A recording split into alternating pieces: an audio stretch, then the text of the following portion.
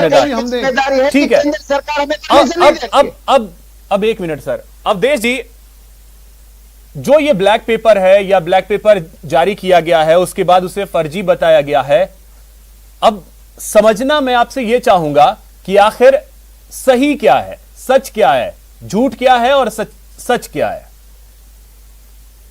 देखिए अभिषेक जी, विपक्ष की ओर से राई को पहाड़ बताने की और सत्ता पक्ष की ओर से पहाड़ को राई बताने की जो परंपरा है राजस्थान की राजनीति में, ये बहुत दुर्भाग्यपूर्ण है। विपक्ष जब होता है तो वो इस तरह के ब्लैक पेपर, जब कांग्रेस विपक्ष में होती है तो वो भी लेके आती है, बीजेपी तो लेके आई है अभी, बिल्कुल। लेकिन जिस तरह से सत्ता पक्ष की ओर से उसका जवाब दिया जाता है, कभी भी तथ्यात्मक बातें दोनों तरफ से नहीं की जाती हैं। एक साइड बात कर सकती है लेकिन दूसरी तरफ से बात नहीं आती है। अब बीजेपी ने जो ब्लैक पेपर जारी किया है उसमें कुछ तथ्य हैं, उनका पॉइंट वाइज जवाब देने की बजाय सिरे से यह कहना कि वो फर्जी है पूरी तरह से, मेरे हिसाब से ठीक नहीं है। और दूसरी इसमें जो बात आती है, जब दोनों विपक्ष में होते हैं, जब ब्लैक पेपर लेके आते हैं, लेकिन जब सत्ता पक्ष में आते हैं, क्या सत्ता प्राप्ति के बाद, सरकार में आने के बाद किसी भी सरकार ने जो विपक्ष में रहते हुए ब्लैक पेपर में मुद्दे उठाए हैं, जिन घोटालों का जिक्र किया है, क्या उनकी कभी जांच कराई है? क्या कभी वो जांच पूरी हुई है? क्या उस जांच में किसी को दोषी पाया गया है? क्या उस दोषी जो व्यक्ति पाया गया है उसको सजा हुई है? तो मेरे हिसाब से ये केवल राजनीतिक रस्म अदायगी है। जो विपक्ष में होता है वो इस तरह के मुद्दे उठाता है, जो सत्ता में होता है वो उन मुद्दों को नकारता है। इससे जनता का क्या भला होने वाला है, दोनों को ये बात बतानी चाहिए। और इसमें अवधेश जी एक और चीज जरा सा मैं आपसे समझना चाहूंगा कि जनता का भला क्या होगा ये तो किसी को नहीं पता है, लेकिन अहम बात यह भी है कि दूध का दूध और पानी का पानी होगा कैसे? क्योंकि जनता तो यह सोच रही है कि उनके पास जो पेपर पहुंचा भाई ये काम नहीं हुए, ठीक है। अगर सरकार की तरफ से कोई पेपर श्वेत पत्र अगर जारी किया गया तो ठीक है, अगर नहीं किया गया तो जनता तो यह मान करके बैठ गई ना कि यही सही है। जी बिल्कुल अभिषेक जी, मैं इसलिए तो कह रहा हूं ना, जब विपक्ष में आप होते हैं, जो आरोप लगाते हैं, तो आपकी जिम्मेदारी है कि जब आप सरकार में आते हैं तो उन मामलों की जांच कराएं, उन मामलों में कौन दोषी हैं उनको उनका पता लगाएं और उनको सजा दिलवाएं। ये आपका काम है ना, तभी तो दूध का दूध और पानी का पानी होगा। कोई भी सरकार अपने ऊपर जो आरोप लगते हैं उनको स्वयं तो सिद्ध करेगी नहीं, तो वो जो दल सरकार में वो नहीं कर रहा है, तो जो आरोप लगा रहा है वो जब सरकार में आता है तब तो कर ले कम से कम। यदि आप नहीं करेंगे तो इस तरह के जो आरोप हैं वो लोग भी ये मानने लग जाएंगे कि ये सिर्फ इसलिए लगाए जा रहे हैं, सिर्फ आरोप प्रत्यारोप हैं, इनमें कोई दम नहीं है। केवल एक तरफ से सरकार की छवि खराब करने का खेल हो रहा है, दूसरी तरफ से सरकार की छवि बचाने का खेल हो रहा है। ठीक है मनीष जी, तो फिर जनता क्या करे, जनता कैसे समझे, और बड़ी बात इससे जनता का फायदा क्या होगा? नहीं, मैं ये कहना चाहता हूं कि अवधेश जी ने जो बताया है ना, ये नैलिफाइड कर रहे हैं दोनों को, कि जो आरोप है ये रस्म अदायगी, रस्म नहीं, ये दर्द है।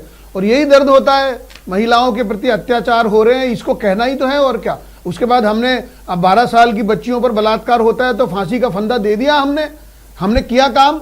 बीजेपी की सरकार थी तब, तो रस्म अदायगी नहीं है, ये दर्द बयानी है। और दर्द में आप ऐसे दोनों को, बीजेपी कांग्रेस दोनों एक जैसे ऐसे कह के आप गंभीर गलती कर रहे हो, गंभीर गलती। बीजेपी ने लोगों के दर्द को उठाया है। हम कोरोना में डंडे खाए, हम सड़क पर घूमे हैं, हमने वहां पर इनके, और उसके बाद आप कह रहे हो ये तो रस्म अदायगी हो रही। नो, हम सीरियस हैं, हम राजस्थान की जनता के लिए लड़ाई लड़ रहे हैं और यही संकल्प लेकर हम आए थे। हमारे 10-15 विधायक कम जीते हैं, उसके परिणाम ये निकला है, लेकिन हमने कभी पीछे नहीं हटा। माननीय सतीश पूनिया जी के नेतृत्व में राजेंद्र राठौड़ जी, गुलाब जी कटारिया जी, हमारे गजेंद्र सिंह जी, हमारे भूपेंद्र यादव जी, जितने नेता हैं, सब लोगों ने राजस्थान के दर्द को उठाया है। मनीष जी, एमपीओ की बात कर रहे हैं, उस एमपीओ का रिकॉर्ड पढ़ के देखिए जरा। मनीष जी, मैं आपसे पूछ रहा हूं, राजस्थान के लिए करी है, आपने बोला कि के लिए कितनी बात हुई है। सवाई माधोपुर से टोंक आके देखिए, वो जो झमाझम सड़कें बनी हुई है वो गडकरी जी ने बनाई है। इसलिए राजस्थान के बारे में कुछ नहीं किया